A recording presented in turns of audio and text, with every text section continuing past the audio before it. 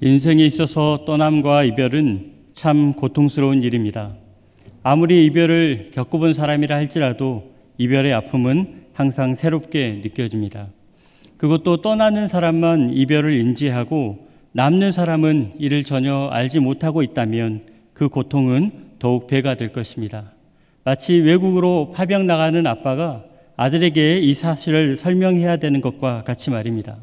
아마도 아빠는 어떻게 설명할 줄 몰라서 쩔쩔매야했고 아들은 떠나는 아빠를 이해하지 못해서 아마 엉엉 울고 말 것입니다. 예수님과 제자들이 바로 그런 순간에 처했습니다. 예수님은 제자들을 직접 택하고 부르셨지만 그리고 함께 하셨지만 처음부터 떠난 날을 염두에 두셨습니다. 그들을 택하여 함께하는 것이 예수님의 의도였지만 또한 그들을 남겨두고 떠나는 건 역시 예수님의 의도이며 하나님의 더 큰 섭리의 일환입니다. 오늘 본문은 바로 그 떠날 때가 되었음을 시사합니다. 30절 말씀입니다. 유다가 그 조각을 받고 곧 나가니 밤이러라.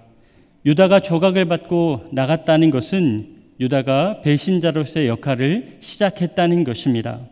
그래서 유다가 나간 때는 그냥 물리적으로도 밤이지만 또한 영적인 차원에서도 역시 밤입니다. 배반자로 말미암아 예수님께서 제자들을 떠나야만 하는 상황이 이제 곧 닥칠 것이기 때문입니다. 하지만 예수님은 이 떠남을 우선은 긍정적으로 표현하십니다. 그 장면이 31절 말씀입니다. 그가 나간 후에 예수께서 이르시되 지금 인자가 영광을 받았고 하나님도 인자로 말미암아 영광을 받으셨도다. 예수님은 하나님을 영광되게 하실 것입니다. 죽음이라는 이 순종의 행위로 말미암아 하나님의 사랑이 온 천하에 드러날 것이기 때문입니다. 또한 하나님도 예수님을 영광되게 하실 것입니다. 죽으신 예수님을 다시 살리심으로 말미암아 예수 그리스도의 이름이 모든 이름 중에 뛰어난 이름이 되게 하실 것이기 때문입니다. 이런 방식으로 예수님과 하나님은 서로를 통해서 영광 받으실 겁니다. 하지만 현실에 문제가 있습니다. 예수님과 하나님은 서로 영광되게 하시는 것이 이 떠남의 시간이지만 그러나 현실적으로 제자들과 예수님 사이에는 큰 고통과 아픔과 상처의 문제가 있습니다. 왜냐하면 지금 이 순간 이후로는 예수님을 다시 볼 수 없기 때문입니다. 그것이 33절입니다. 작은 자들아 내가 아직 잠시 너희와 함께 있겠노라. 너희가 나를 찾을 것이나 일찍이 내가 유대인들에게 너희는 내가 가는 곳에 올 수 없다고 말한 것과 같이 지금 너희에게도 이르노라. 제자들은 아마 속마음으로 이렇게 생각하고 있을 겁니다. 아까 우리 발을 씻기실 때부터 뭔가 이상하다라는 싶더니 결국에는 예수님이 진짜 떠나실 모양이네. 도대체 왜 떠나시는 거야? 어디로 가시는 거야? 그럼 남는 우리는 도대체 어쩌라는 거야? 이렇게 당황하고 혼란스러워하는 제자들에게 예수님은 어떤 말씀을 주실까요? 어떤 말씀으로 그들의 마음을 위로하시고 두려워하고 당황한 이 마음을 덮어주실까요? 그 모습 34절과 35절 우리 다 같이 합독하도록 하겠습니다. 시작. 새 계명을 너희에게 주노니 서로 사랑하라. 내가 너희를 사랑한 것 같이 너희도 서로 사랑하라. 너희가 서로 사랑하면 이로써 모든 사람이 너희가 내 제자인 줄 알리라. 예수님은 위로해 주시지 않고 명령하셨습니다. 위로는 앞으로 14장부터 16장까지 장황하게 이어질 것이기 때문입니다. 거기서 예수님은 성령님을 약속해 주시고 평안을 선포하실 것입니다. 그래서 지금은 예수님께서 명령하십니다. 3년간의 이 수업의 마지막으로 그리고 마지막 교훈으로서 사랑을 명령하십니다. 그리고 이 사랑이야말로 새 계명이다 선포하셨습니다. 그러면 예수님께서 마지막에 명령하신 이 사랑은 구체적으로 어떤 사랑일까요? 우리가 서로를 사랑한다는 것은 구체적으로 뭘 어떻게 하라는 것일까요? 오늘 본문을 통해서 예수님이 명령하신 사랑의 의미를 세 가지로 살펴보고 지금 우리는 과연 그런 사랑을 실천하고 있는지, 믿지 않는 사람들 앞에서 예수님이 명령하신 바로 그 사랑을 드러내고 있는지 함께 점검하기 원합니다. 첫 번째, 예수님께서 명령하신 사랑은 행함으로서의 사랑입니다. 34절 상반절입니다. 새 계명을 너희에게 주노니 서로 사랑하라. 예수님은 사랑에 관해서 명령하시되 사랑한다고 말해라 라고 하지 않으시고 사랑하라 하셨습니다. 이것은 사랑하라고 고백하라는 것이 아니라 사랑을 행하라는 것입니다. 사랑하는 마음을 가지라는 것도 아니고 사랑을 실천하라는 것이죠. 그래서 사랑하라는 계명의 방점은 그 사랑의 실천에 있습니다. 하지만 많은 사람들이 사랑에 대해서 생각할 때에 느낌을 중요시합니다. 그러나 사랑의 시작이 느낌이 우선시되면 그 사랑은 공허해지기 쉽습니다. 느낌은 사람마다 다를 수 있고 같은 사람이라도 하루에도 몇 번씩 바뀌는 것이 느낌이지 않습니까? 그래서 느낌으로는 사랑을 정의할 수도 없고 사랑을 동기부여할 수도 없습니다. 오직 사랑에 있어서 중요한 것은 행위입니다. 실천하는 것입니다. 사랑은 느끼는 것이 아니고 행하는 것이고 그리고 행할 때에 비로소 그 사랑이 느껴집니다. 예수님도 행함의 중요성을 여러 차례 강조하셨습니다. 나의 이 말을 듣고 행하지 아니하는 자는 그 집을 모래 위에 지은 어리석은 사람 같으니. 산상설교 말씀 중에 행함을 강조하신 말씀입니다. 또 야고보 사도도 같은 내용을 이렇게 설명합니다. 영혼 없는 몸이 죽은 것 같이 행함이 없는 믿음은 죽은 것이니라. 행하지 않는 믿음이 죽은 것이면 행하지 않는 사랑은 어떠하겠습니까? 또한 오늘 본문의 저자인 사도 요한도 다른 서신서에서 이렇게 기록합니다. 자녀들아, 우리가 말과 혀로만 사랑하지 말고 행함과 진실함으로 하자. 사랑을 말로만 하지 말고 너의 손으로, 너의 발로, 너의 온 몸으로 삶으로 표현하라는 것입니다. 결국 우리가 사랑에 있어서 실패한 이유는 그 사랑을 할 만한 특별한 감동이, 특별한 어떤 환경이, 특별한 필링이 안 느껴져서 그런 것이 아니고 단지 그것을 행하지 않았기 때문입니다. 그냥 다 아는 말이라고 쉽게 치부하고 그냥 듣고만 끝내버렸기 때문입니다. 그래서 우리는 사랑을 구체적으로 실천해야 됩니다. 그러면 사랑을 실천한다는 것은 무엇을 말합니까? 사랑을 행하려면 구체적으로 뭘 어떻게 해야 사랑이 실천되겠습니까? 여러분 한번 따라해 보십시오. 시간을 쓰고 돈을 쓰고 애를 써라. 예, 여러분 이것이 사랑을 행하는 것입니다. 사랑을 행하는 데는 항상 이 세 가지가 소모됩니다. 시간과 돈과 또 수고입니다. 여러분 자식을 위해서 얼마나 많은 시간을 사용하고 있습니까? 또 우리 가족을 위해서 얼마나 많은 돈을 쓰며 얼마나 많은 수고를 아끼지 않습니까? 당연한 일이죠. 우리 가족을 사랑하고 우리 자녀들을 아끼기 때문입니다. 하지만 반면에 돈 쓰기 싫을 때가 있습니다. 내 시간을 쓰고 내가 수고하고 애쓰는 것이 너무 억울할 때가 있습니다. 이는 명백하게 내가 사랑하지 않을 때입니다. 하나님을 사랑하지 않는 사람은 일주일에 단 한 시간, 지금 이 자리에 앉아 있는 것이 너무 아깝게 느껴집니다. 교회를 사랑하지 않는 사람은 이 공동체 안에서 수고하고 애쓰고 봉사하는 것이 쓸데없게 여겨질 것입니다. 오직 하나님을 사랑하고 교회를 사랑하는 사람만이 하나님 앞에 예배드릴 수 있고 봉사도 할 수 있는 것입니다. 따라서 우리가 서로 사랑한다는 것은 서로를 위해서 뭐를 써야 됩니까? 여러분 돈을 쓰셔야 됩니다. 시간과 수고를 아끼지 않아야 됩니다. 이 세 가지를 하나도 쓰지 않으면서 그냥 서로 사랑한다고 하는 것은 그저 말장난에 지나지 않습니다. 사랑하는 여러분, 구역원들을 어떻게 사랑하시겠습니까? 예, 구역원들을 위해서 돈을 쓰십시오. 여러분의 이웃을 위해서 여러분의 시간을 소비하십시오. 나의 귀중한 자산을 그렇게 소모하면서까지 남을 위하는 것이 바로 주님이 계명으로 명령하신 사랑입니다. 둘째로 예수님께서 명령하신 사랑은 따름으로서의 사랑입니다. 따르다 할 때 그 따름입니다. 34절 후반절입니다. 내가 너희를 사랑한 것 같이 너희도 서로 사랑하라.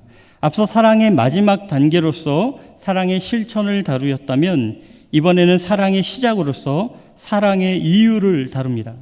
예수님은 그것을 뭐라고 설명하시냐면 내가 너희를 사랑했기 때문에 너희도 서로 사랑하는 것이 마땅하다고 설명하셨습니다. 쉽게 말하면 우리가 서로 사랑해야 될 이유는 예수님 때문이라는 것이죠. 예수님이 사랑해야 될 유일한 근거이고 이유입니다. 하지만 우리는 실제로 그렇게 생각하지 않습니다. 우리가 누군가 사랑한다면 그를 사랑할 만한 이유를 그에게서 찾고자 합니다. 여러분, 부부관계를 한번 생각해 보십시오. 부부관계는 마땅히 서로 사랑해야 될 관계지만 실제로는 어디 그렇습니까? 처음에야 우리가 노력하지 않아도 저절로 사랑하는 마음이 막 일어났겠지만 시간이 지나면 지날수록, 세월이 가면 갈수록 사랑하지 못할 이유가 계속 늘어납니다.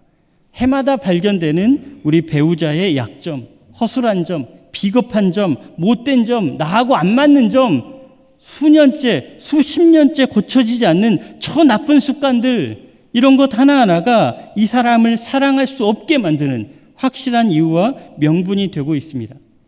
그럼에도 불구하고 내가 배우자를 더 사랑해야 될 이유가 무엇입니까? 수년째, 수십 년째 내가 아무리 노력해도 이 사람이 절대 바뀌지 않는다는 것이 이미 확증되었는데, 그럼에도 불구하고 내가 양보하고 희생하고 섬기고 배려하고 이렇게 내 배우자를 사랑해야 될 이유가 무엇입니까? 그 사랑할 만한 이유를 배우자에게서 여러분 찾을 수 있습니까? 그래서 사랑하기가 쉬우십니까? 아닙니다. 누구도 인간에게서 그런 명분을 가질 수 없습니다. 사람은 그런 존재가 아닙니다. 오직 사랑할 이유는 상대에게서 찾을 것이 아니고 예수님에게서만 찾아야 됩니다. 그가 사랑받을 만해서 내가 사랑하는 것이 아니고 예수님이 나를 먼저 사랑해 주셨기 때문에 그 사랑에 힘입어서 내가 우리 배우자도, 우리 자식도, 우리 이웃까지도 사랑할 수 있는 것입니다. 이것이 이렇게 사랑의 원천이 명확해지면, 즉 사랑할 이유와 명분이 재정립되면 형제가 아니라 원수까지도 사랑할 수 있습니다. 예수님이 산상설교 말씀에서 이렇게 말씀하십니다.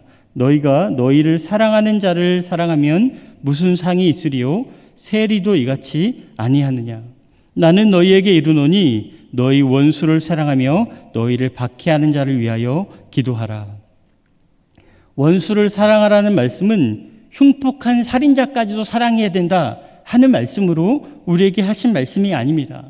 우리의 인간적인 기준으로 사랑의 대상을 쉽게 판단하지 말라는 것입니다. 자기의 감정, 자기의 의지가 사랑의 원천이 되면 사랑할 수 없는 사람만 계속 늘어날 것입니다. 내가 가까운 사람도 결국에는 사랑할 수 없는 사람이 되고, 내가 사랑했던 사람도 결국에는 사랑하지 못하는 사람이 되는 것이죠. 배우자도 원수가 될 수 있고 자식까지도 원수가 될 수 있습니다. 오직 예수 그리스도를 사랑의 명분으로 삼을 때에 우리는 가까운 사람일수록 더 진실하게 사랑할 수 있고, 또 멀리 있는 사람까지도 예수님의 사랑에 근거하여 그 사람도 사랑하기를 도전할 수 있습니다. 예수님께서 이미 그런 사랑의 본을 보이셨습니다. 바로 새 계명을 주시기 바로 전에 제자들의 발을 씻기신 것입니다. 발을 씻기는 분은 하나님의 아들이시고 이 씻김을 받는 사람들은 죄인들이었습니다. 어떻게 하나님이 죄인들의 발을 씻길 수 있습니까? 이것이 얼마나 큰 사랑입니까? 이 큰 사랑을 통해서 제자들은 누구든지 사랑할 수 있는 강력한 명분을 얻게 되었습니다. 주님께 사랑받은 경험이야말로 어떤 방해도, 어떤 위협도, 또 장애도 이겨내는 사랑의 원동력이 되기 때문입니다. 사랑하는 여러분, 혹여나 사랑하기를 내가 멈춰버린 대상이 있으십니까? 내가 마땅히 사랑하고 섬겨야 될 여러 사람들의 이 리스트 중에서 내가 언젠가 그 사람의 이름을 빼버린 그런 사람이 있지 않으십니까? 그들이 한 말, 또 그들이 한 행동에 따르면 그렇게 하는 것이 합당할지도 모르겠습니다. 하지만 우리가 사랑할지 말지는 그들의 행동에 달린 것이 아닙니다. 우리가 사랑할지 말지는 예수 그리스도의 행위에 달려 있습니다. 오직 예수님께서 나를 사랑하셨다는 그 거룩한 사랑의 원천에 의해서 우리가 누구든지 누구라도 또 무엇이라도 사랑할 수 있게 됩니다. 이제는 오직 나를 사랑하신 예수님을 따름으로 우리도 다시 사랑할 수 있기를 간절히 소망합니다. 세 번째로 예수님께서 명령하신 사랑은 복음으로서의 사랑입니다. 35절 말씀입니다. 너희가 서로 사랑하면 이로써 모든 사람이 너희가 내 제자인 줄 알리라. 이 말씀은 사랑과 복음 전도의 관계에 대해서 말씀하신 것입니다. 단순히 본문에서는 모든 사람이 너희가 내 제자인 줄 알게 될 것이다 라고 선언하셨지만, 이것은 예수님의 사랑으로 말미암아, 그리고 제자들 간의 서로의 사랑으로 말미암아 예수님이 그리스도이신 것이 드러나고, 또 이들은 그리스도의 제자인 것이 확실하게 드러났다는 뜻입니다.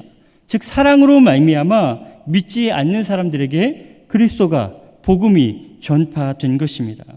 그래서 우리는 흔히 전도하기 위해서 사랑을 베풀려고 합니다. 많이 사랑하고 많이 베풀수록 우리의 복음 전도가 더욱 풍성해질 것이라고 기대합니다. 하지만 문제는 그렇게 사랑을 베풀었는데 전도가 잘 안 될 때입니다. 그러면 어떻습니까? 우리의 마음이 실망감이 찾아옵니다. 후회하는 마음도 생깁니다. 심지어 사랑하려고 애쓰고 노력했던 것이 쓸데없게 느껴집니다. 그리고 나의 마음을 알아주지 않고 내 사랑을 거절했던 상대방이 원망스럽기까지 합니다. 여러분 어떻습니까? 열심히 사랑을 베풀고 전도했을 때에 이런 실망감을, 또 낙심을 경험해 본 경험이 있지 않으십니까? 어쩌면 이런 마음은 자연스러운 감정일 것입니다. 우리가 많이 애쓰고 많이 노력한 만큼 실망감도 크기 마련이죠. 하지만 경계할 것은 자연스럽게 여겼던 이 실망감이 사실은 사랑과 복음의 관계를 잘못 이해한 데서 생긴다는 것입니다. 내가 충분히 사랑했지만 전도가 안 돼서 실망했다는 것은 이 사랑을 전도의 수단으로 사용했다는 의미입니다.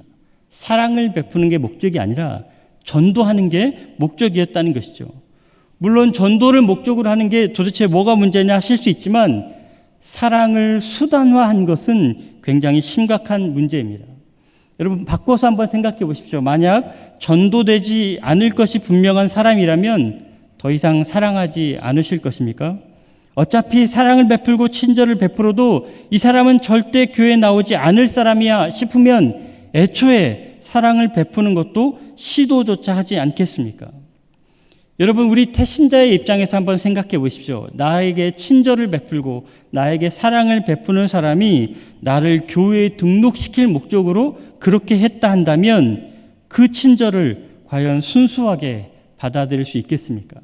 우리 태신자 입장에서는 아무 조건도 대가도 없이 그저 나를 사랑해 주는 것이 목적인 사람이 좋겠습니까? 아니면 사랑해서 나를 교회에 등록시킬 사람, 나를 개종시킬 사람, 그런 사람을 더 호의적으로 받아들이겠습니까? 미묘한 차이지만 아주 중요한 차이가 있습니다. 예수님이 우리에게 사랑하라 명령하신 것은 사랑 자체가 목적이기 때문입니다. 사랑하는 것까지로 충분합니다. 그런데 사랑해서 그것으로 다른 무엇을 하기 위해서 우리에게 사랑하라 명령하신 것이 아닙니다. 그래서 오늘 본문에서도 예수님은 복음을 전하기 위해 불신자를 사랑해라, 믿지 않는 자들을 사랑해라 라고 명령하지 않으시고 제자들인 너희들끼리 서로 사랑하라 라고 당부하셨습니다. 불신자를 사랑하라는 것은 자칫 교회 등록을 목적으로 사랑이 수단으로 변질되기 쉽기 때문입니다. 하지만 성도들끼리 서로 사랑하는 것은 그런 위험이 훨씬 덜할 것입니다. 무엇보다도 성도들끼리 먼저 사랑하지도 못하면서 어떻게 믿지 않는 사람들을, 불신자를 사랑할 수 있다는 말입니까? 여러분 한국교회의 현실을 한번 생각해 보십시오. 우리가 전도한답시고 가벼운 사랑을 너무나 쉽게 남발하지만 정작 자기 교회는 고소하고 고발하고 이런 일이 끊이지 않습니다. 담임 목사파 따로 예배드리고 원로 목사파 따로 예배드리고 이렇게 1, 2층 나눠서 예배드리는 교회가 얼마나 많습니까? 같은 하나님을 예배하고 같은 이름으로 기도하면서도 정작 성도들이 서로 함께하지 못하고 사랑하지 못하고 연합하지 못하는 교회들이 얼마나 많습니까?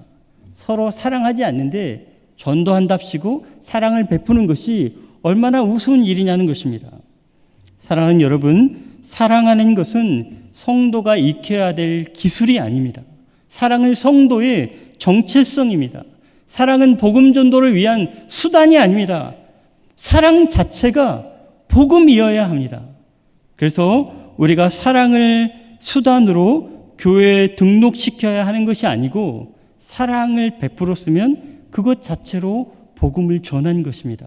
그래서 여러분, 교회를 등록시키려는 목적으로 친절을 베푸는, 또 살갑게 대하는 그런 위선적인 모습을 이제 완전히 떨쳐버리시고 우리가 사랑하는 것 자체가 그들에게 복음이 되기를 간절히 소원합니다. 이제 정리하겠습니다. 예수님은 이렇게 행함으로써의 사랑, 따름으로써의 사랑, 그리고 복음으로써의 사랑을 명령하셨습니다. 행함은 사랑의 계명을 식상한 말씀으로 듣지 말고 실제 우리 삶에서 작동하도록 실천하라는 것입니다. 또 따름은 사랑할 명분을 상대에게서 찾지 말고 오직 예수님의 모범에서 사랑할 명분을 찾으라는 것입니다. 그리고 복음으로서의 사랑은 사랑을 교회 등록의 수단으로 삼지 말고 사랑 자체가 목적이 되어서 사랑이 곧 복음이 되게 하라는 것입니다. 하지만 안타깝게도 많은 교회와 성도님들이 이런 사랑에 별로 감흥이 없습니다. 사랑이 새 계명이라는 이 엄중한 말씀을 들으면서도 이것을 새롭게 듣지도 않고 이것을 지키려고도 하지 않습니다. 베드로 역시 바로 그러했습니다. 36절 말씀 보겠습니다. 시몬 베드로가 이르되 주여 어디로 가시나이까? 예수께서 대답하시되 내가 가는 곳에 네가 지금은 따라올 수 없으나 후에는 따라오리라. 베드로는 방금 새 계명에 관한 엄중한 말씀을 들었습니다. 예수님이 죽음을 앞두고 마지막으로 주는 그런 예수님 삶에 있어서 최종적인 교훈이었습니다. 이 엄중한 말씀을 듣고도 이 사랑에 관해서 질문하는 게 아니고 주님 어디로 떠나십니까? 라고 묻고 있습니다. 그는 이 사랑의 계명을 그냥 스킵하고 그 앞절에서 내가 이제 곧 너희를 떠날 거야 하는 이 말씀에 완전히 사로잡혀 있었습니다. 베드로에게 예수님이 떠나는 것이 왜 이렇게 중요했을까요? 왜 사랑의 계명이 들리지 않을 정도로 예수님이 떠나는 것에만 집착하고 있을까요? 그가 예수님을 너무 사랑한 나머지 이 이별을 감당하지 못했기 때문일까요? 그렇지 않습니다. 베드로가 진짜 사랑한 것은 예수님이 아니라 예수님으로 말미암아 누릴 수 있는 자기 권세, 자기 부, 자기 영광입니다. 그는 예수님이 왕이 되실 거라고 생각했습니다. 왕이 되실 걸로 생각해서 제자들 사이에서 무슨 짓을 했냐? 예수님이 왕이 되면 그 좌우편에 누가 앉을 거냐? 우리 중에서 서열이 어떻게 되냐? 이거를 치열하게 고민하고 다투고 있었습니다. 예수님이 고난받고 죽임 당하실 거라고 예고하셨을 때 베드로가 가장 적극적으로 나서서 주님 절대로 안 됩니다. 절대로 그런 짓 하지 마십시오. 이렇게 따져 물었습니다. 그래서 예수님이 떠나시면은 안 되는 것입니다. 예수님이 떠나시면 자기 꿈이 깨지기 때문입니다. 자기 소망이 무너지기 때문에 예수님을 꼭 붙잡고 있어야 하는 것입니다. 마치 이런 심정으로 우리도 신앙생활을 하고 있지는 않은지 돌아보아야 합니다. 주님의 새 계명을 말씀을, 이 사랑의 계명을 언제라도 우리는 듣지만 언제나 가볍게 듣습니다. 오늘도 설교 본문을 보시고 그저 다 아는 이야기로, 뻔한 이야기로 치부하셨을 수도 있습니다. 나의 관심은 오직 내 출세, 내 성공, 내 자식, 내 돈, 내 장래 이런 것에만 매여 있습니다. 베드로가 그런 것들을 바라면서 목숨까지라도 버리겠다고 장담합니다. 예수님 앞에 호언장담했지만 결국 예수님을 3번이나 부인했습니다. 38절입니다. 예수께서 대답하시되 네가 나를 위하여 네 목숨을 버리겠느냐? 내가 진실로 진실로 내게 이르노니 닭 울기 전에 네가 3번 나를 부인하리라. 사랑의 계명을 가볍게 들은 제자의 끝이 바로 이와 같습니다. 사랑에 관심 없는 성도의 마지막도 이와 같을 것입니다. 사랑하는 여러분, 주님의 새 계명을 받으시기를 소망합니다. 이 계명이 우리 삶의 중심이 되고 우리 삶의 원천이 되고 우리의 사명이 되기를 소원합니다. 이 사랑의 계명은 주님의 부재를 견디는 그런 능력의 원천이고 또한 주님의 실제를 드러내는 유일한 통로가 될 것입니다. 우리는 서로 사랑함으로 삶의 모든 고통과 아픔을 넉넉히 이겨낼 수 있고 또 사랑함으로 땅끝까지 이르러 증인되는 삶을 감당하실 줄 믿습니다. 기도하겠습니다. 아버지 하나님, 사랑이 무엇인지 주님의 새 계명을 통해 다시 깨닫게 하심에 감사드립니다. 그동안 무뎌진 이 엄중한 계명에 다시 마음을 쏟게 하시고 주님이 우리를 사랑하신 것처럼 우리도 서로를 사랑하게 하옵소서. 말로만이 아니라 실제로 사랑하게 하시고 대가 없이 사랑하게 하시고 온전히 사랑하게 하옵소서. 사랑하는 모든 방식에 능숙한 사람이 되게 하시고 사랑하는 것이 우리 평생의 거룩한 습관이 되게 하여 주옵소서. 예수님 이름으로 기도드리옵나이다. 아멘.